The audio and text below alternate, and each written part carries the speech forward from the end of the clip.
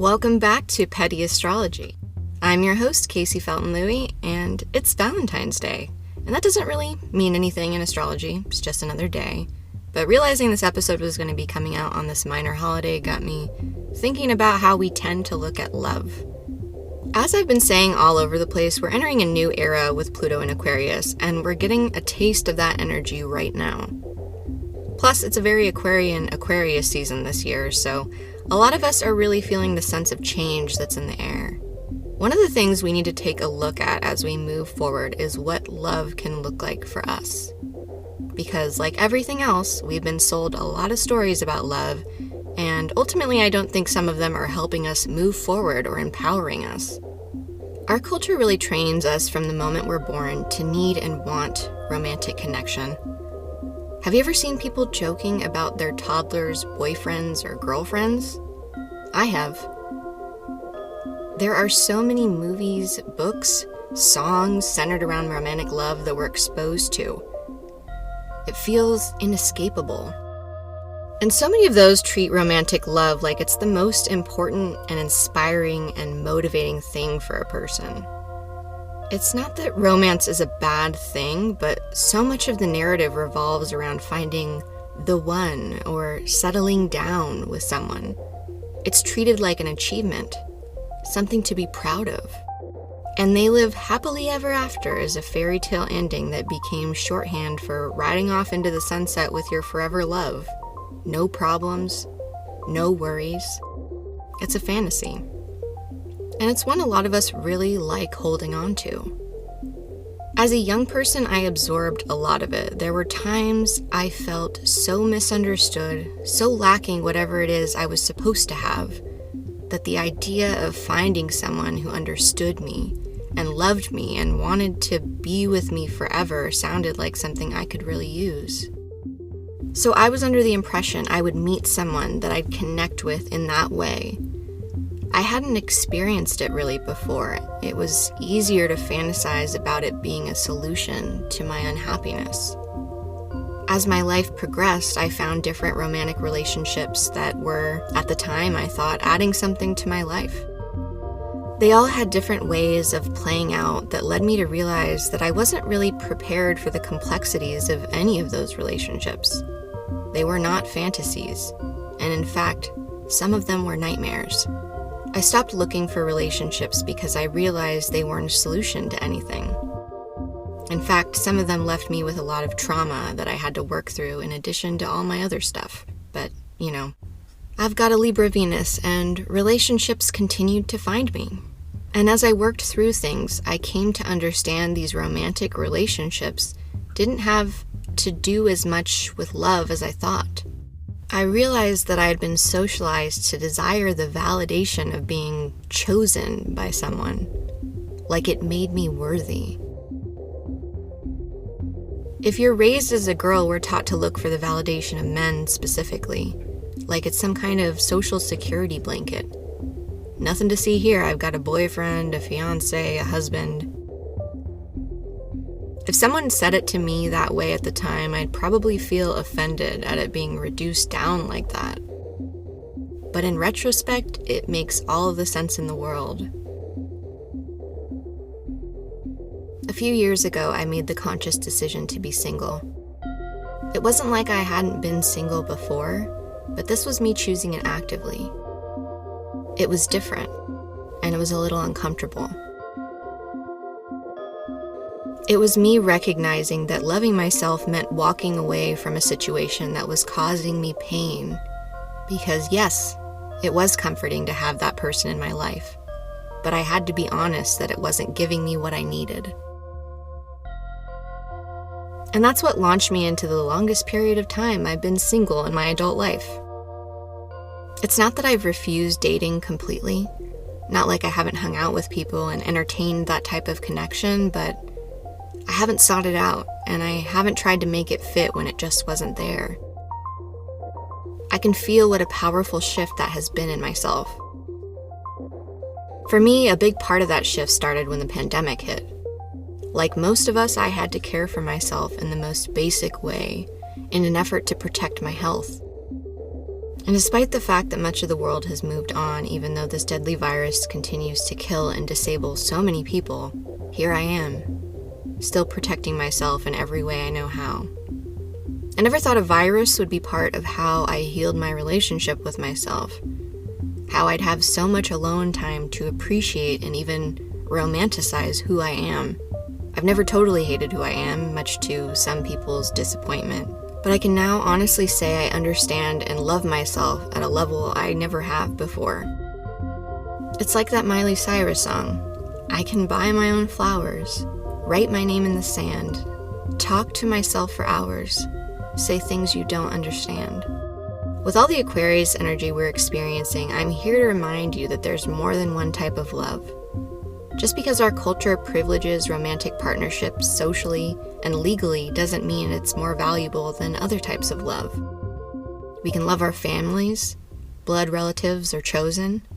We can love our friends, the ones that are more casual and the ones that are life partners for a time or maybe forever. We can love ourselves, probably more deeply and completely than any other person can love us. We can love our communities, the people we are more loosely connected to, by being present and contributing to a greater good. A love that ripples out through time and space, through the variety of relationships we create there. Imagine if we celebrated friendship, self-love, and community as much as we celebrate romantic love. Right now we have the Sun, Mercury, Mars, and Pluto in Aquarius. This is the time to explore different ways of connecting and finding love in those connections. Isn't it love when we see a cashier being bullied by a shitty customer and we intervene? Isn't it love when we walk away from a toxic relationship, even if it hurts? Isn't it love when we spend an extra hour in bed cuddling a pet? Isn't it love when we see an unhoused person and offer them a meal or a bottle of water or even just a smile and a hello? Isn't it love when we use our precious free time to come together to block a ship carrying weapons of mass destruction headed to supply the perpetrators of a genocide? Isn't it love when a bird lands on our windowsill and sings a song that feels like it's just for us? Love may not look and feel the same for everyone, but the idea that we need to be completed by someone else and that it's some kind of victory lap. How much does that type of thinking stand in the way of us cultivating other forms of love? Often we are so focused on what we feel we lack that it comes at the cost of what is possible. People are often surprised when I tell them I'm a Scorpio because they say I'm nice, and the stereotype is that Scorpios are dark, manipulative, power-driven. But what I've come to realize is that there is this depth of support that can come with Scorpio energy. The power to hold space for people, to love them in a way that allows them to be wholly themselves. Power is not just the ability to fuck people over. Love is power. And it's not just something we can receive, that we can be empowered by, but something that each of us has the ability to create. Love is all around us. It is not a finite resource. There is no shortage. And creating love is a bit of a human superpower. So I wish you a happy Valentine's Day. I hope that we celebrate the love in our lives every day, in all of the ways that it presents itself to us. In all the ways we are inspired to grow it with ourselves and others. Today on the podcast, I have a conversation about art, spirituality, and building a better world with the artists behind Earth Liberation Studios. Then I answer a question from the Petty Astrology Advice Hotline and give you the scoop on the upcoming week's astrology.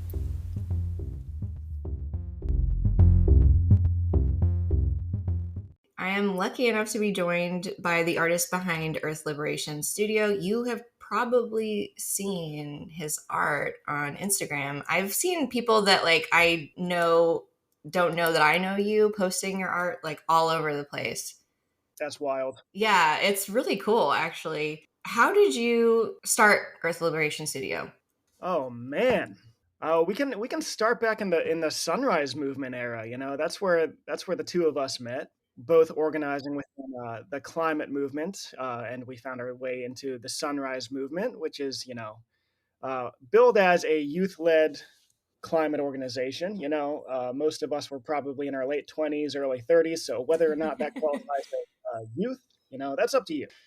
I would say we were all Spiritually youthful. spiritually youthful. Yeah, we were all grown Yeah. ass adults, but it was fun to LARP as the youth of the world for a little bit. And we were both on the sort of on the art team, right? Yeah, Kaycee was the social media personality who brought our following from like 500 to 5,000 within the span of a couple weeks, and everybody was like, "Oh my god!" It was the memes. I was like, I know what these kids want. Yeah, the kids wanted the memes. I remember the SpongeBob meme is very good stuff.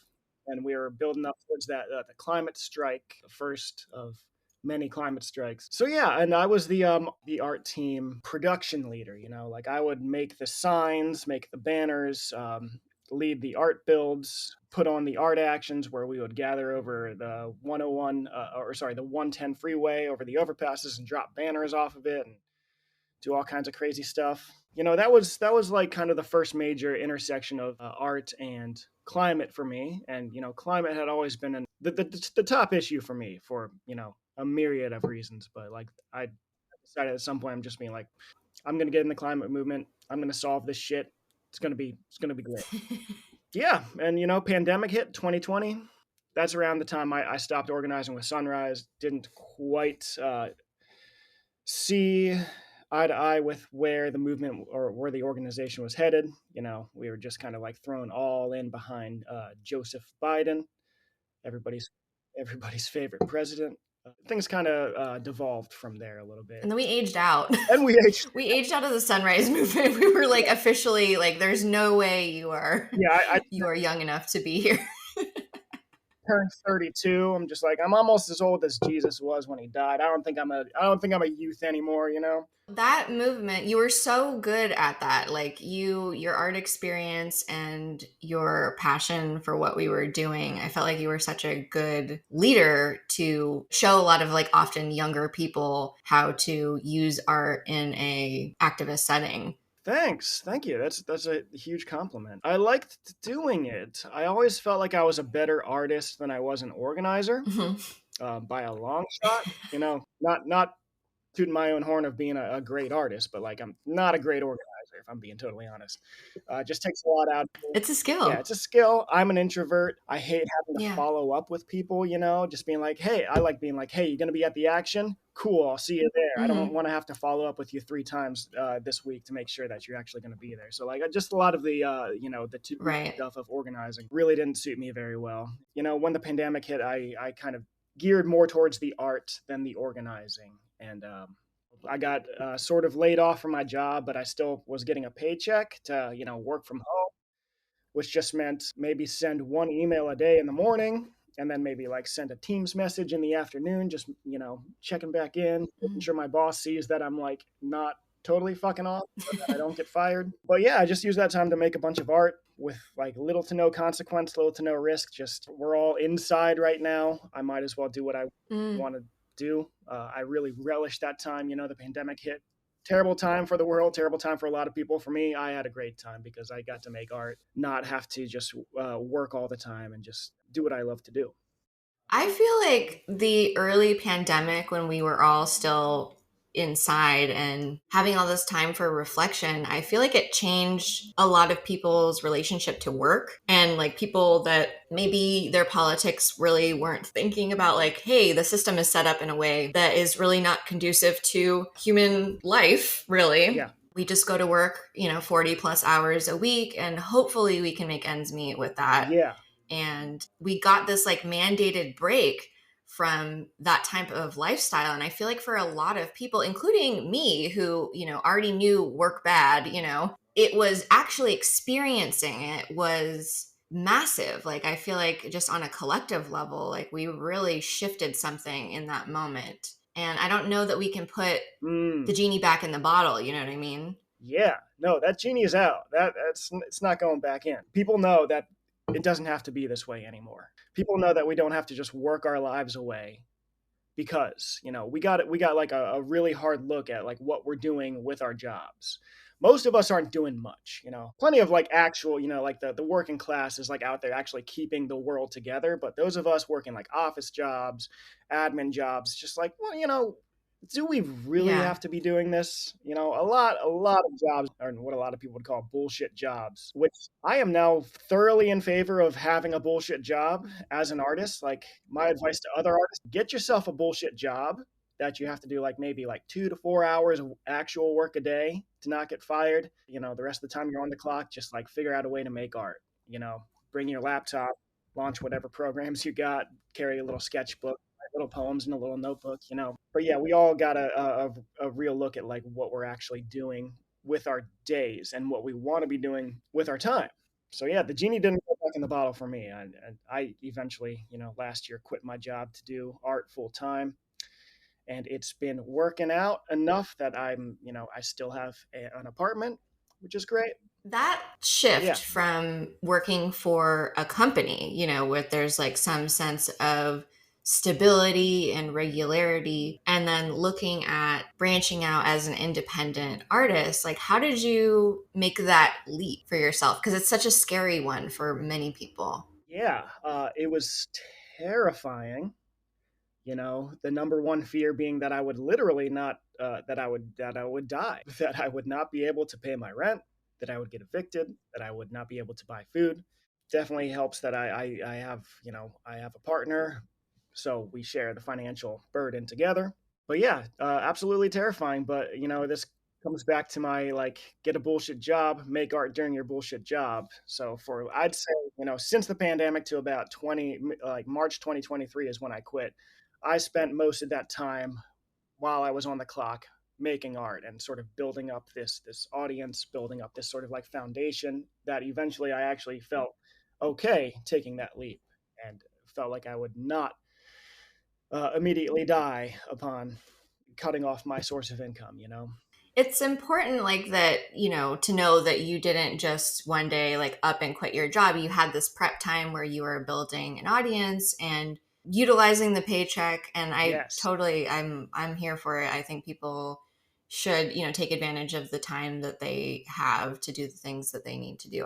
Looking at your astrology, I do feel like it was probably challenging for you to like you have a Virgo Mercury in the sixth house, which to me tells me that one, you're probably a very good employee. Like, I mean, even when I was, like somebody that is going to do the job, that is going to show up, that is going to take care of the details and whatnot. So, and you obviously like had your day organized enough to where like you had, time to fuck around and do what you wanted to do.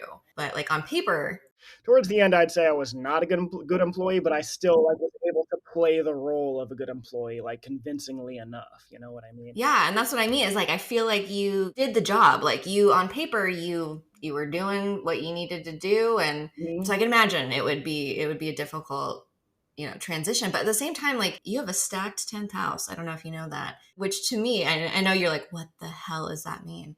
You've got Saturn, Uranus, and Neptune in your 10th house. So, one, I think people see your creativity like pretty front and center, like when they come to know you and like see what you're capable of. But also, like you're somebody that looking at this, you can be your own boss. You can be in charge of yourself, and you're going to do it in your own way. And so, like up and maybe like seemingly randomly from an outside perspective, being like, you know what, I'm not going to work at this job anymore, but like you certainly seem capable of like being your own boss and you're kind of your own way. I did. You actually played a role in, believe it or not, in the timing of me Really? quitting my job, because I remember, yeah, it was 2021. They were bringing us all back into the office, after the whole work from home era was coming to an end. And you were doing like a tarot reading on Oh, Instagram, I think, and you were like, ask me a question that you want answered. yeah. And I was like, should I quit my job? And your answer was like, not yet. Things are not quite there yet. They'll get there, but be I patient. forgot Yeah, that. yeah, that happened. So you played a role in all of that. Nice. I love that. Yeah, and yeah, so to jump in this conversation, so anybody who's listening to this because like I advertised or I brought them here might be very disappointed to hear me talking about astrology and spirituality. because a lot of my Yeah. people tend to be, I might say, like Marxists and Mm-hmm. people on sort of the more sort of like scientific object side Yeah. of the spectrum. A Mm-hmm. lot of people tend to think that like material conditions, which meaning Mm-hmm. your ability to pay rent, your income, your ability to move around within the class that you're in. Like that is the defining feature of someone's life, of society at large. And, astrology, spirituality, religion has nothing to do with it. In fact, gets in the way, is what a lot of people have said to me anytime that I bring up religion or spirituality. But spirituality is huge amongst the working class. The working class is deeply spiritual. There's a lot of reasons for that we can get into. But all that to say, folks, just hang with it because it's fun at the very least. It's cool, and I've found I'm to alienate your audience as well. I am quite, I am quite skeptical of astrology, but I find that it can be quite accurate at the same time. So I was not a spiritual girly at all. At all. And I'm still an atheist. And so when I kind of came to the spiritual space or whatever, I like agree. Honestly, probably a lot of spiritual people would look at what I'm doing and not like it, There's a lot of like different brands and it's very like everything else. There's a lot of money to be made in the space. So, that's everybody has like different motivations and reasons that they come to it. And so I feel that. I get where people are coming from with that. What happened with me is that when we were in Sunrise Movement, which was, the years right leading up to the pandemic. So when you're like working in the climate movement, when you're aware of the climate crisis that we're like currently in and the reality of it, it feels so heavy because you're looking at what's going to happen and you're like, currently people are dying, because of, extreme heat, natural disasters, all of these things that we could have prevented had we had, better organizations and leadership in the world that actually like cares that this stuff is coming. So it's very heavy. And where I found myself was as a person, I've done my studying. I know what needs to be done like in a general way, and that getting through this moment as human beings is going to require a lot of collaboration. So once it was like 2020, it was mm, I was just seeing how intensely we needed to come together and feeling like an enormous amount of doubt about whether or not we were going to be able to do that. And it was depressing yeah, to think about. And I think that is where I was, and I had really lost a lot of hope. And a lot of my politics have always been, and I'm sure you had the same experience, is like you're too idealistic and that's unrealistic, and human beings are bad, and we're inherently evil and uncooperative and selfish, and it just didn't feel like good or possible. And I think that is the place that I was at when I encountered my mentor, who is a radical astrologer for, lack of better terminology, which was not something that I was aware was a thing. And it was mhm, literally like TikTok that brought me to her, of all things, like an app that my little sister forced me to download in the mhm, pandemic because she kept sending me TikToks. And I was like, yeah. I'm not downloading this shit. And I eventually downloaded it, and that's I just happened across this woman, and I was like, she just reminded me of like somebody that my mom would have been friends with in the 90s, and but she was talking about a lot of the same things politically that I was interested in thinking, but she was talking about them through astrology. And so I was like, what is this? That was what caught my interest, really. It was like, this is somebody that I am Mm, aligned with on a political level and is saying things I've never heard. I didn't know astrology could like do this, be like this. So it was like a whole world opened up to me. And I don't know that I would have started studying right. astrology had I not met her specifically. So, here I am now being an astrologer. But what I found with astrology and spirituality in general, as I've like been on this path, and I've always been somebody that's very interested in people's belief systems and spirituality in general, but it just didn't apply to me. But there was this like hope gap that was filled. Astrology is really like a data Mm. science, which is kind of boring if you like say it that way, but it's, observation and correlation, which, is like sociology and psychology, and those things kind of operate in a similar way. And so once I understood like the more data part of it, I was like, oh, okay, this actually like makes a lot of sense. And that's why it works as well as it does, because it's like thousands of years of human observation. That could actually appeal to the scientific socialists, you know? I just didn't know that it was like that. We are inundated with a lot of like popular astrology, and it's kind of like vacant and empty, and it's just tip of the iceberg, and it's not necessarily that interesting. But when I got access to the real stuff, I was like, oh, this is a lot different than I thought it was.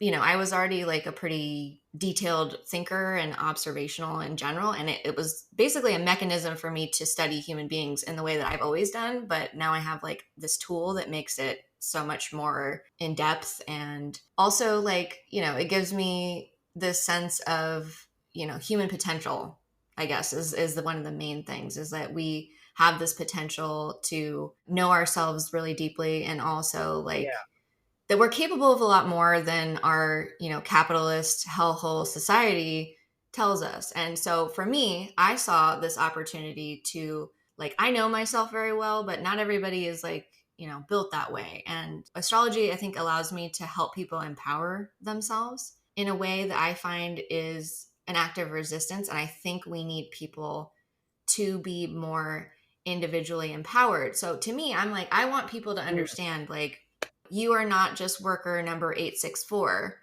You are a person that has enormous potential, and I can see it here. I can see that's what astrology really is. I'm looking at all these different potentials. It doesn't mean, we have free will, so it doesn't mean you're going to go down that path, but I can see that it's a potential for you. And so it Indeed. was really about potentials, and opening up to this potential that, yes, human beings can cooperate together, that there is, more to us than just these, like, meat suits that are born to live and die and work in between. So Totally, yeah. I mean, the potential you talk about is something I think about and make a lot of work about because, in my ideology, the lowly worker rises mhm. up to take power and to change the course of history and topple the existing power structures that put us in this bleak apocalyptic state that we're in, and rewrite the course of history and basically save us all from the climate apocalypse. That's sort of the science fiction that I entertain. But I do want to talk about that sort of like hope gap that you brought up, that the heaviness and the bleakness that you feel when looking at the Mm, world and looking at the conditions that need to arise in order for that world to change. And I think that's bringing a lot of people around back into spirituality, into religion. You look at where we're at. You look at the material conditions. Many of us are one medical emergency away from not being able to pay our rent. A lot of us are living paycheck to paycheck. A lot of yeah. us are pressed into a corner in a lot of ways. We're working jobs that we Hmm. we we hate, seeing life just kind of flash before our eyes and not having a lot of agency in changing that. Unionism is at a historic low, and I know you're a part of a union. You're kind of working to change that tide a little bit, so that's like something positive. But on the whole, you look at what's going on in Palestine right now, and there's millions of us out in the streets demanding demanding this to stop, demanding military aid to Israel to stop, demanding just like for our leadership who is enabling this genocide to do literally anything to make it stop. And there's millions of us out there, and nothing is happening. Our leadership is our president, the Democratic administration is doing nothing. There's a lot of despair there, and there's a lot of despair in the climate movement where it's just like, we're out there, we've been out there for years and years demanding something to be done, and just the bare Yeah. minimum doesn't even get met. I think that brings a lot of people into the spiritual back or into spirituality for the first time. I think you're playing, Kaycee, a really good role here in filling that space that people are going to be naturally coming into because of the sort of hopelessness that they feel. You're filling that role with like, okay, Hmm. you can actually get organized. You can do things, you can take your destiny into your hands and do things to change this. Whereas that space can often be filled by Mhm. crazy right wingers. You and I think, share evangelical history. And so my relationship to faith, like as a child, was this thing that I was like so desperately trying to feel in the way that I thought I was like supposed to.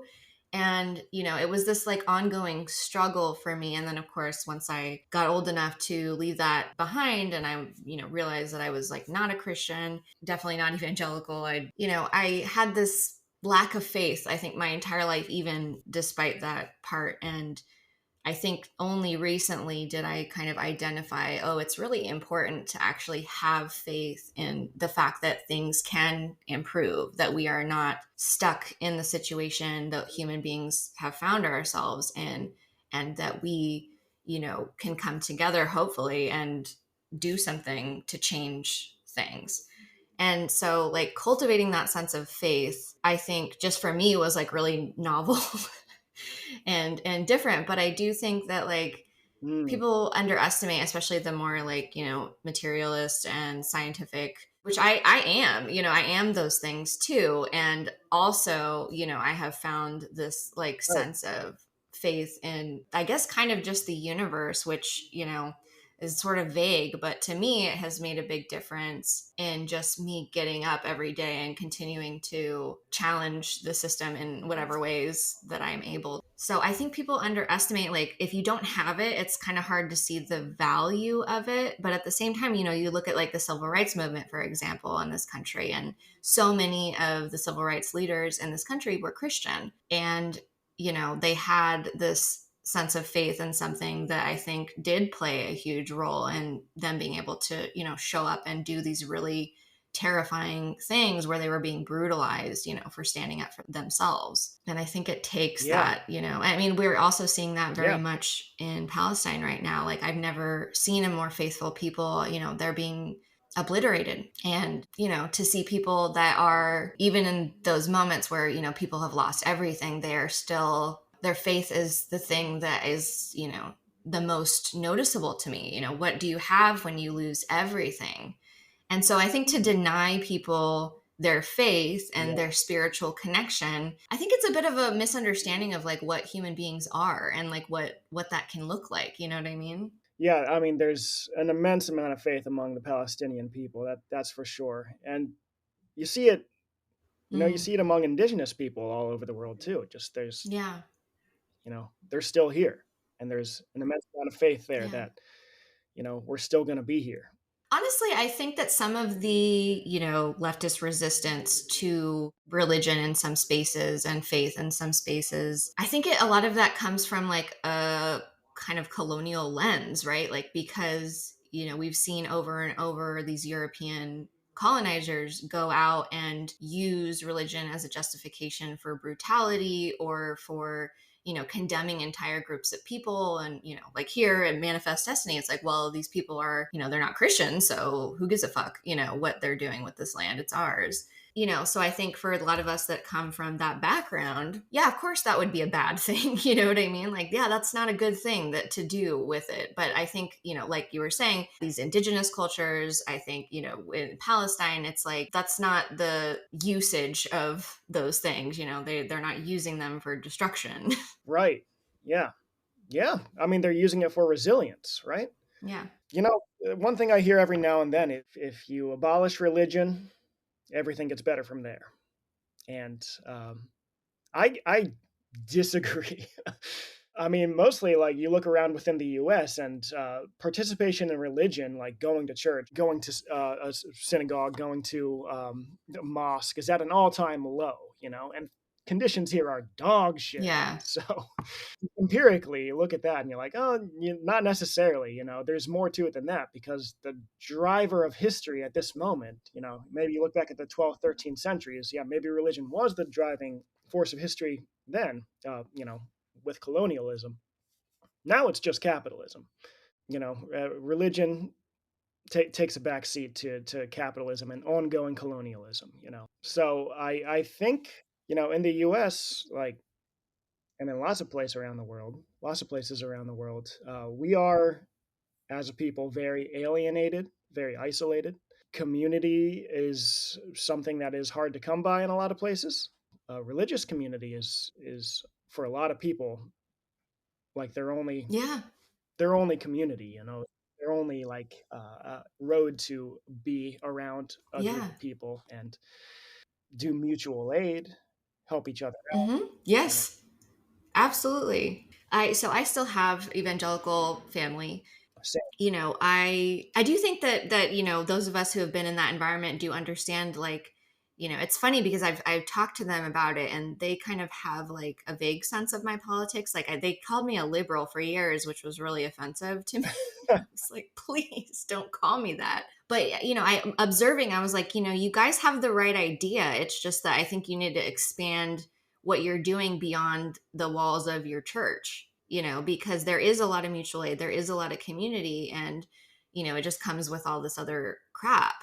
And so it's like I see why people will show up, and there's like childcare in a lot of these churches, and people supporting each other like in very material ways, and there aren't a lot of other spaces like that. And so I think that one of the things that I have tried to do with what I'm doing with astrology is to create some sense of community. And Hmm. like, I can't open a church somewhere, but I can, have places where people who identify with at least some parts of what I'm talking about can come together and like share resources, and hopefully in their like, in real life lives can, kind of take some of those resources and some of that spiritual fuel with them. And hopefully Yeah. my idea is that it spreads, and we can build more senses of community that are outside of these very traditional and kind of confining places that we have. Yeah, traditional and many times problematic,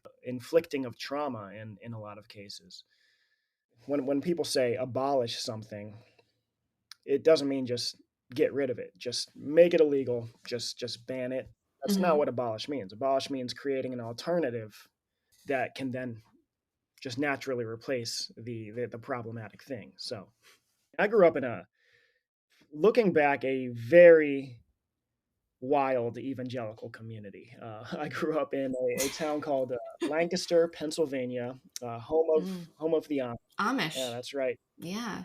So I grew up in a small little house on a country road surrounded by farms and Amish farmhouses, and Amish folks driving their horse and buggies down the street.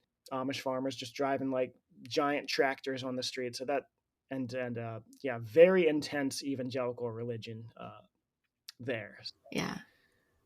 So I went to a church that was called a Mennonite church. The Mennonite denomination is like widely known for their pacifist stance on it, on their pacifist stance on everything. Uh, this church came out very pro Iraq War when that was firing off. So that was interesting, seeing the sort of combination of right wing politics and Christian ideology happen in real time. And I was like 10 at the time, so I had no idea how to digest it, no tools for like analyzing it or picking it apart, which happened over time. But the evangelical community was really problematic in a lot of ways. But it was like kind of all we had. Like there was no other Hmm. community. There was no other place to Right. come be together and help each other out with what people needed, um, which is a problem. Like we need more places for people to come together. We need more opportunities for community. We need more opportunities for people to be in community with each other. If abolition of religion is your goal, which I don't know if it is, I think people are always going to be spiritual, regardless of how elevated their material conditions are. I think people are just going to always seek for something deeper and bigger than themselves. And I think like people maybe, they have a very specific idea of what that can look like. But like in an astrology chart, for example, it's divided, it's a wheel that's divided into what we call houses. And the 12th house is spiritual connection or disconnection. And I mean, there is every single chart, like, there is a place for that in the chart. And all astrology really is, it's like the ultimate humanity. Human beings, just by our very nature, just by kind of what we are, are seeking connection outside of ourselves, whether, and I think for you, looking at your chart, I think your community is part of how you connect spiritually. You've got an Aquarius 12th house.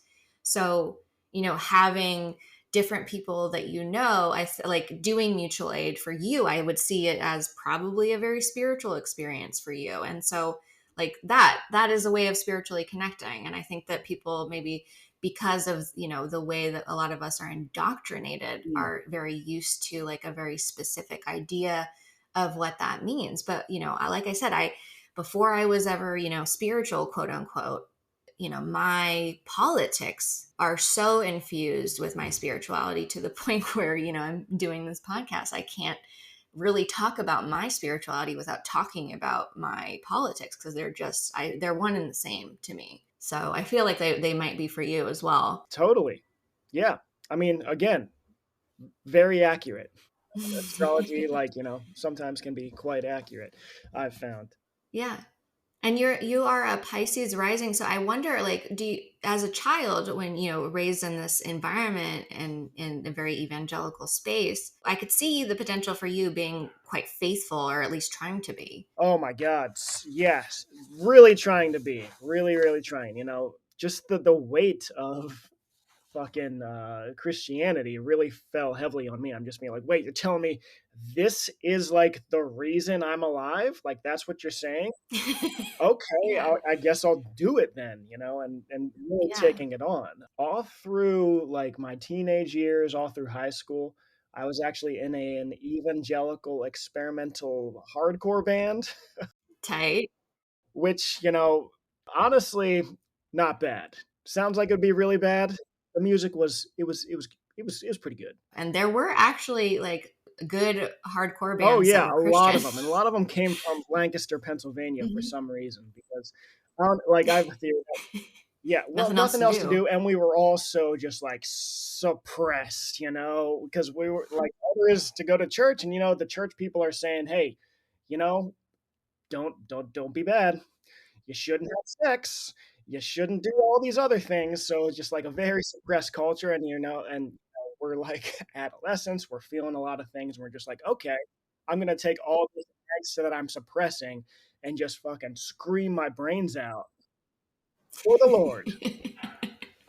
A lot of us were deconstructing our faith too, sort of like going through a phase of losing our faith, and I remember that being quite a big deal. So a lot of the songs that my evangelical metal band ended up writing were about that. Were about the questions that we had and about the sort of like faith struggles that we had. There were times where I felt like I felt a lot of guilt out of leading people astray. I'm putting that in air quotes. Like I was having all these questions about my faith, about the existence of God, about any of the sort of like credibility of the Bible, of this text that I was raised believing is like the only text you ever need to read.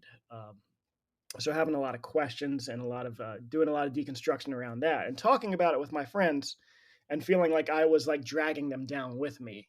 Well, a couple things. Something that I have noticed in leftist spaces is that some of the most bleeding heart people in that space are Mm, ex-evangelicals. yeah, I think that we, are socialized in a certain way. I did connect with Jesus and the message of Jesus because I was like, well, yeah, like, taking care of people, literally feeding people, healing people, also like defiantly hanging out with people that, you're being told are not like, those are not good people to hang out with, and doing it anyway because you're like, these are human beings.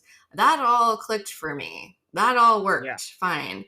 But what the disconnect was is like, oh, the people around me, why are we like so on it for the Iraq war? Like, what the fuck does that have to do with Jesus? And, like that was the disconnect for me. Is I was like, this is like scary, Yeah. And do you ever feel like maybe if the other crap wasn't in there, that you might still be Christian?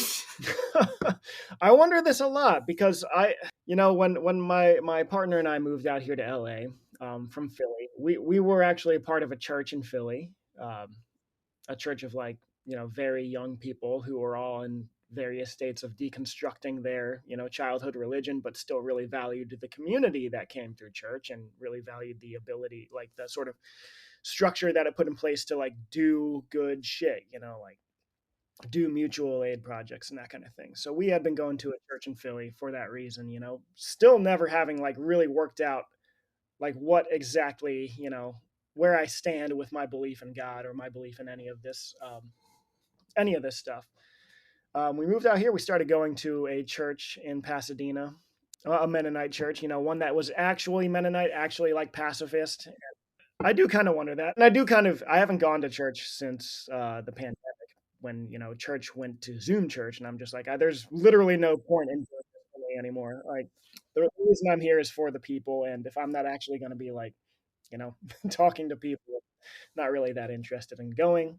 I feel like that's something that especially they're like hardcore anti-religion people that are leftists might want to take note of is like, hey, there are people that come out of this, and not that justifies Yeah, like the things that we got put through as children often, but like it is interesting to me. I just feel like the love activation or something, I don't even know how to describe it, is like there's something that it can draw out of people, because I do think that like there are people that relate to Jesus even though that they aren't Christian, because there's some universal totally. truths in that story. So it's funny because I'm like, ardently not a Christian, but at the same time, I'm like, I do see that I don't think that I would have been a bad person had I not been raised that way. But at the same time, I'm like, there was definitely Totally. value in it, and it did activate me in a certain way. Like I was a social justice warrior before that was even a Totally. Yeah. term. No, it is the reason why I am where I am today. And especially like the brand, quote Yeah. of Christianity that I was raised under was like very heavy on the spiritual warfare thing. I don't know if you've ever like heard any of this stuff, where it's just like everything is like a Oh, battle of yeah. good and evil. You know, the devil's constantly trying to get you. The stakes are so high, and just like, but also on the other hand, very stressful. And on the other hand, just being like, but actually, you have the power to literally save the world. Literally, like, save the world from the devil. Literally like, bring people to salvation. And like that sort of like, I think that's the main thing that got like planted in me. That sort of like belief or desire to save the world, for lack of a better word. Which is when I landed in the climate movement, I'm just being like, oh, we're literally trying to save the world here. Climate crisis keeps going the trajectory it goes. That is a world ending phenomenon. And I wonder, I'm just being like, if that sort of like seed of like saving the world hadn't been planted in me by, these like crazy evangelical people, it's just like, would I kind of feel the same passion for the climate movement and for the earth that I do? I do think leftists are coming around to being accepting of religion and spirituality, because, in a lot of ways, we're seeing a lot of working class people be religious, practice religion, practice spirituality. So, I would love for people to bring back like, yeah, radical Christianity where, it is people that like practice the the teachings of Jesus, because I feel like we'd be in a lot better shape if that was like the priority. yeah. I mean, as a whole, I mean, there are Christians out there occupying government buildings, demanding a ceasefire. So, that's also going on. This, Yeah, that's the other thing is like, and you see all of these Jewish people that are standing up and saying, this is not a representative of us. This isn't what being Jewish is about. And so it's like, I don't know how you can kind of like throw the baby out with the bathwater on that one, because it's like you just see so many spiritual people activated in this way. And I do believe that it is the sense of faith, like it's understanding, human beings are intrinsically connected to each other, and we all have our different explanation for how and why that is, but that we understand that it's where it's not just about individualism. And I think that is like a value that is part of a lot of people's spirituality that I think is overlooked. So, one of the things I've been asking people on this kind of season of my podcast is about these spiritual awakenings. And that isn't, a word that works, like just moments of big perspective shifts in your life. absolutely. There's sort of a big one that's been in my life these past couple of years. So my father passed away back in 2021, December 2021. He died of COVID. So my family is like very conservative, right? He caught COVID, and he didn't get vaccinated. Um, he did not really believe COVID was really a thing. The reigning perspective in that place at that time was just like, oh, it's just the flu. You catch it, you just you lay in bed for a couple days, and then you're fine. You don't even have to really stop going out. And part of that was this area, Lancaster, Pennsylvania, didn't really get hit by like the first wave of COVID, didn't really get hit by the second wave of COVID. And it wasn't until the Delta variant came around that this area really got hit hard. And they got hit hard. Like, a lot of people died during that time. A lot of older men. There's a lot of, like, my mom is now friends with a lot of women who lost their husbands during that, at around the same time that my dad passed away. Wow. Yeah, that's Yeah. tragic. So, my dad and I, we didn't have a great relationship. We did not see eye to eye on nearly anything. It was fine. We would still talk. We wouldn't like hold on to resentment or anything, but like, the relationship was like not perfect by any means. So, he passed away, which was a very difficult time. My partner and I traveled out there to help out with everything, because also at the same time, like 10 members of my extended family also got COVID at the exact same time. Several of them ended up in the hospital. Everyone made it out except for my father. Oh, wow.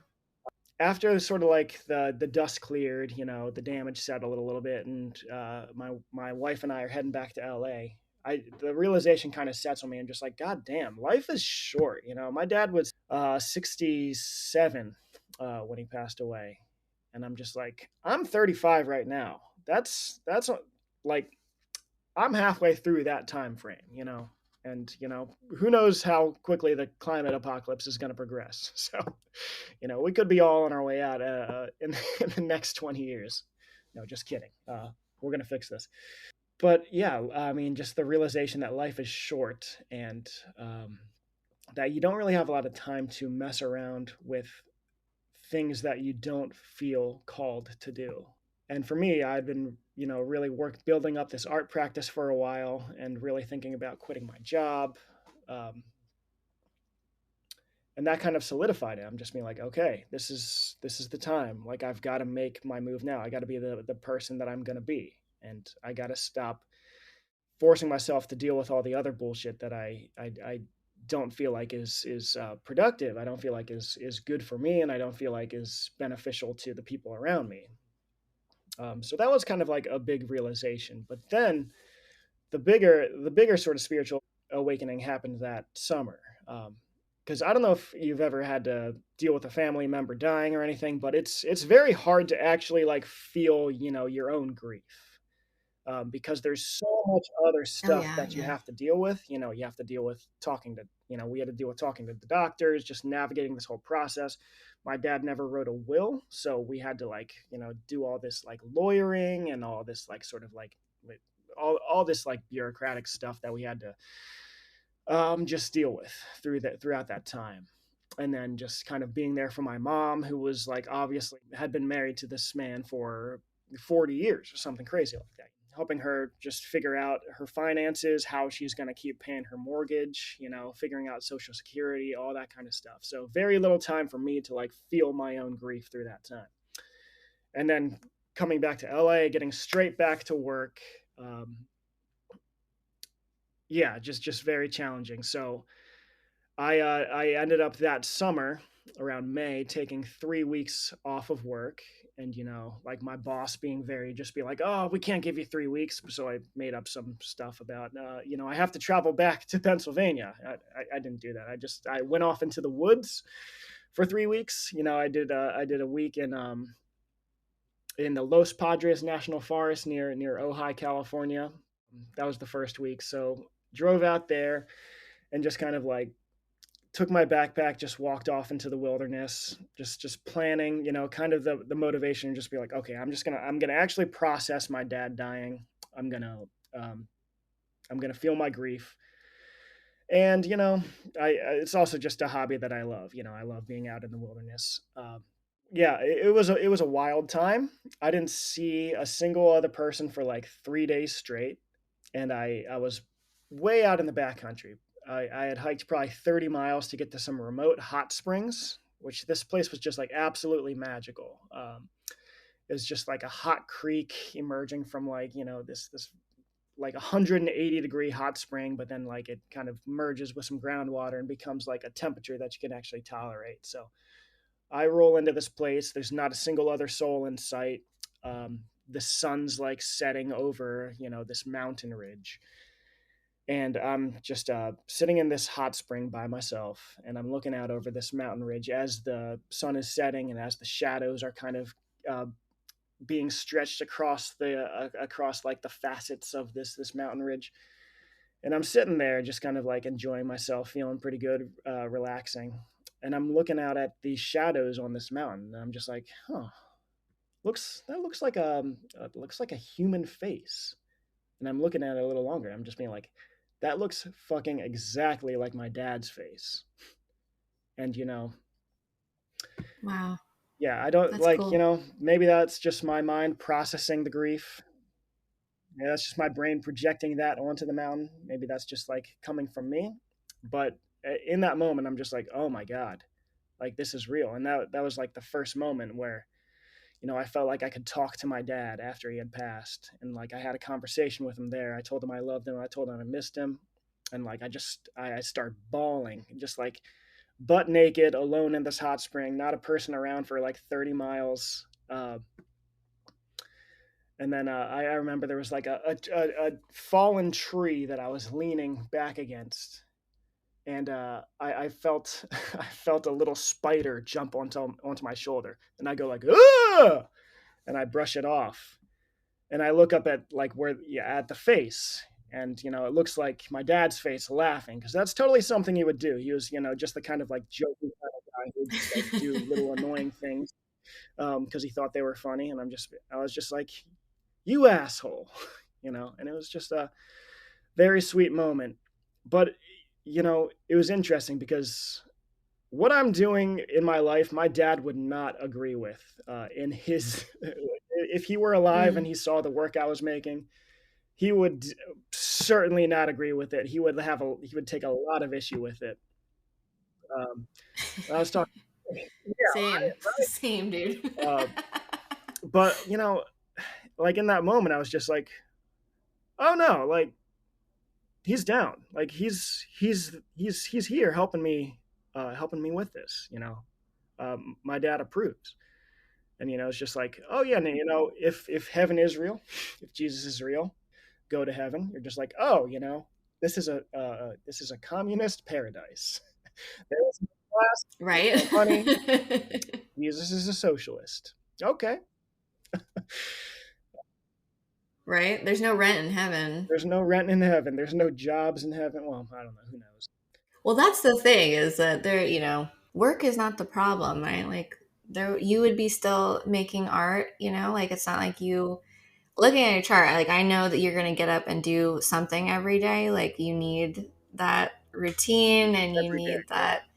Yeah, and you feel you with that Virgo energy, it's like there is this desire to be of service, and that can look a lot of different ways, but it's like you have these skills, and I could see all over your chart, like I understand why you're an artist, Yeah. but I just think that, no matter what, like I think people have this idea like if we don't have the structures of capitalism to keep us in check, then people will be lazy and they won't care about each other and nothing will get done. And, I don't know. I like, there are so many people that I know that have so many skills and just would never sit idly by, and Yeah. spend their days doing nothing. Like, I see you as a person that, I think no matter what, you're going to contribute something to the world. Thank you. Yeah, I mean, being an artist and knowing other artists, like the need to make art is like a real need that I feel. Hmm. It's like as real Yeah. as the need to sleep, as real as the need to eat, as real as the need to be social. I need to be making art. So I know that argument that like if capitalism didn't exist, nobody would do anything. I know that's bullshit because I know that Hmm. capitalism just gets in the way of me doing the work that I feel like I'm here to do. The North Node can tell us kind of a theme for like, what are you here for? What is your kind of goal in this lifetime? For you, like it's in Pisces in your first house. Like I feel like you're here to make your own art and also have your own kind of brand of spiritual connection. You were saying you're here to make art. Like I look at your chart, like I'm not surprised that you're just speaking your chart essentially. So something I say to my wife a lot, who is more into this world than I am. She's into the human design world. Okay, When yeah. she brings up something about the way that I am, I'm just being like, well, I don't believe that, but that is correct. That's fine. That's fine. I always say I'm not an evangelical astrologer, so it's cool with me. Like, you also have a Patreon that you started. Did you start it before or after you left your job? Technically, after I had started like a membership service through like my WordPress website, which was just like really hard to use and really hard to convince people to sign up for. Nevertheless, 30 people did that, and I thank them so much. They are the reason I am able to keep doing this for real. I made a Patreon. I'm still working out exactly how to really utilize it. Um, right now, I utilize it. I make little knickknacks every now and then, and I'm just like, hey, these are only available for patrons. My access to like make little knickknacks, since I officially resigned from my job, like I kept this job as like sort of like a part-time position because like when I quit, my boss was just like, please don't leave. You can work whenever you want. You can come in any hour of the day. Just please don't leave. See? He was like, "You are a good employee. Don't leave Yeah, right. I me." was just like, okay, I'll stay. So I, kept the shop. I worked in a wood shop, so I kept the shop keys, and I was able to kind of Mm, get in and like, work for a few hours, and then just like mhm. make little ornaments, little keychains, etc., to send off to my Patreon subscribers. I officially was forced to resign from that job a couple months ago. Everybody else got laid off or fired. There's now like 2 workers left where there used to be 12 of us. So that gives you a little Mm. into Wow. what's going on. And Well, I mean, so many people are having their workplaces go through this. And so, like, this is a moment where I see that things like Patreon really are going to have a lot of value because I do think that we're in this era. This year actually is very significant astrologically because Pluto, outermost, slowest moving planet, is in Aquarius for most of this year. We're kind of getting a taste test of like what is to come. And Pluto in Aquarius, Aquarius is the sign that rules humanity. And so we're going to see this total transformation over the next 20 years of like how human beings collaborate and work together, which, as you know, is not mm, surprising if you come from a climate space. Like, no shit, that's what we're going to have to do. You know what I mean? But it's in the astrology. we'll have no choice, right? This year, right now, this is like kind of our prep time because we're kind of getting a taste of what that energy is going to be like. And so I think Mm, that we're going to see a lot more people moving to things like Patreon where they are able to work more independently because we're seeing the systems, the jobs that we're all supposed to be given because capitalism is so great and here to help us, right? Like we're seeing that is not the case and people are being laid off and the stability that is so attractive, that we're sold is like, that's not real.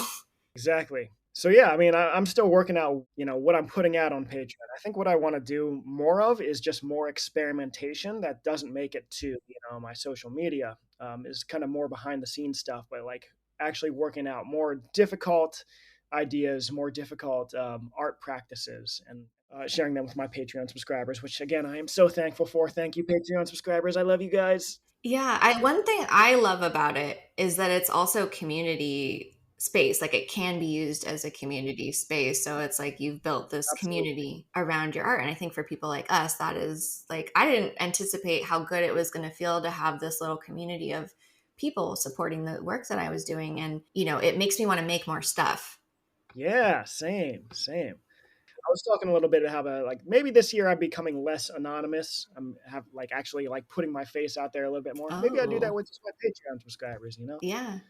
I love that. Well, I hope that my audience will check out your work if they haven't already seen it, because it's awesome. And to check out your Patreon as well, because there are a lot of really cool creative people on Patreon. And like my thing has been, I went through the strike with the WGA last year. And I'm like, imagine if people took their Netflix subscription Imagine if you take that $10, $15 a month and you put that into a Patreon of an independent creator, like what a massive tide change that would be, if more people Totally. did that. So that's what I'm encouraging. Like find the people that you connect with. Yeah, I gotta say, we're making better stuff on Patreon than Netflix is putting out these days anyway, so.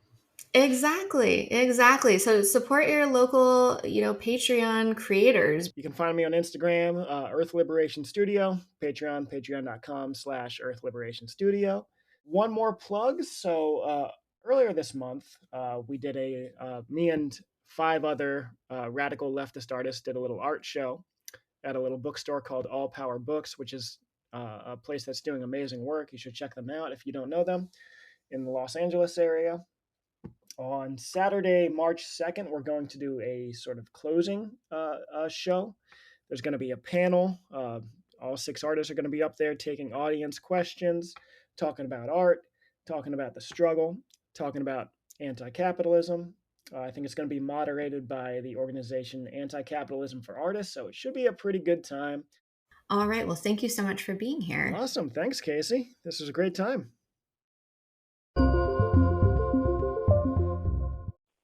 You have one unheard message.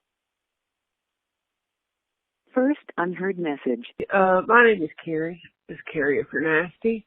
I'm at a point in my life where I absolutely love what I do. I love it.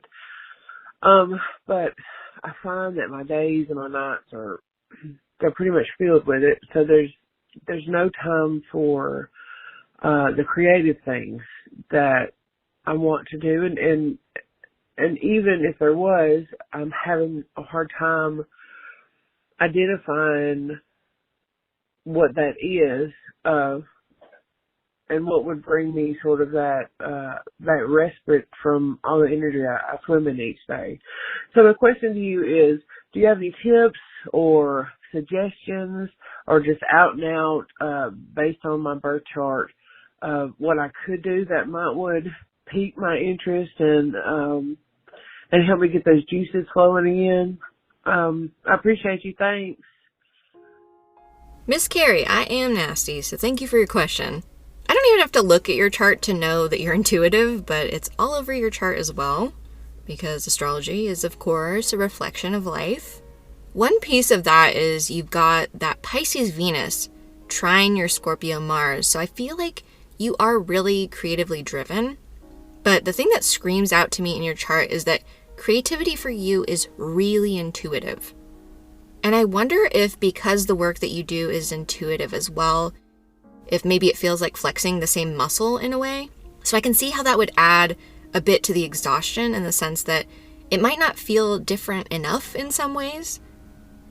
But for indulging your creativity, the best advice that I can give you is that being in a flow state and letting yourself receive rather than forcing it is going to work best for you. And that's not to say that you can't set aside time to be creative, but you're looking at it as like, I'm setting aside time to be in connection with this sense of inspiration outside of myself and receive it, rather than like, I have to make this happen, Looking at your 5th house, the house of creativity, it's in the sign of Cancer. So I could see you being inspired by nostalgia or maybe past experiences that you've had.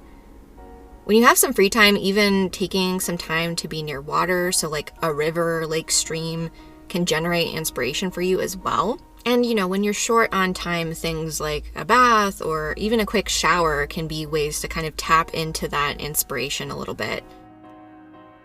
I would also try looking at creative things that you did when you were a child. The stakes felt a lot lower for us in childhood because being creative was just a natural form of play. So I would find the things that lit you up back then and maybe revisit those, even if it's in a different way. But like really approaching it as a child would, in a very, very playful, carefree way. Maybe it's cutting up some old magazines, making some collages. You could even get some like Play-Doh and mess around with that. Finger painting, even a coloring book. Coloring books are creative and it's very low effort, but it can help to kind of get you into that flow state, and it's a low stakes way to maybe spark some of those old creative stirrings. Another idea is reframing what you think of as creative. Anything that we do can be creative if we approach it with that mentality. So maybe cooking something that you've never cooked before, taking a different route on a drive, starting a little home improvement project, even gardening may be ways to invite more of that creative flow in and spark other ideas and projects.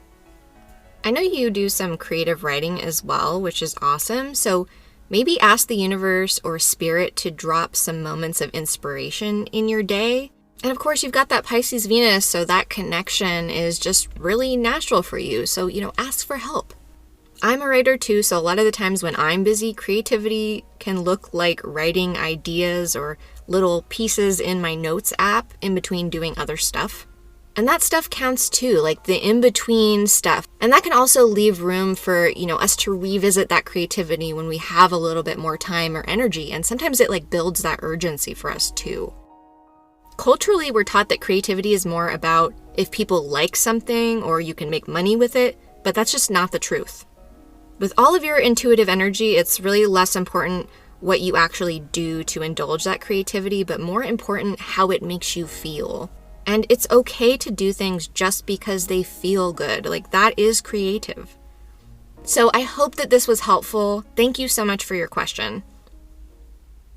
If you'd like to get some astrological advice right here on the podcast, all of my sponsors get access to the Petty Astrology Advice Hotline through joining my Patreon. The link is in the show notes. As you've probably already noticed, the astrology of this week is a little intense. If you've been on edge, maybe a little more anxious or irritated, you are in good company because that's kind of the vibe. We've got Mars moving out of conjunction with Pluto, so there's been this intensity, and that's kind of just the energy of this week. So instead of sitting in frustration, let it inspire you to take different approaches to things and be inventive. Like I've been saying, the world is changing in a massive way, so this energy is really trying to prepare us to meet the moment and really take advantage of it. And I know that people are generally not fans of change because they associate it with losing the things that they care about, but I'd like to reframe it for you and say that there are things that you are probably looking for that are unavailable to you in our current conditions, and this energy is a window into getting the things that you actually want and deserve. And this goes for all human beings. This is a collective thing that we're experiencing. And that innovative energy is really not slowing down. We'll have 5 planets in Aquarius as of February 16th, when Venus moves into Aquarius 2. The intro to this podcast is actually perfect for considering how you want to use the energy of Venus in Aquarius. Look for ways that you can connect with others differently than you have before. Maybe it's making new connections, maybe it's touching base with people you've not caught up with in a while, and looking for love, security, and human connection in ways that you may not have tried before. This is also a great time to be creative in ways that you haven't before. So if you've been thinking about trying a different medium or exploring a new hobby, or this can be great energy for that too. Nothing changes if nothing changes. So with all of this Aquarius energy, really do give yourself permission to be inspired and open to new approaches and perspectives because they are deeply needed as we move forward. On February 18th, we'll get a little relief from all of that Aquarius as the sun moves into Pisces. You might be feeling a bit sleepier around that time with the energy we have going on, so be sure to get some rest in if you can. It's a very transformative time, so there will be frustrations, but we have to try to not fixate on those moments and instead ask ourselves how these frustrations might illuminate new pathways for us to move forward. All right, that's the show for this week.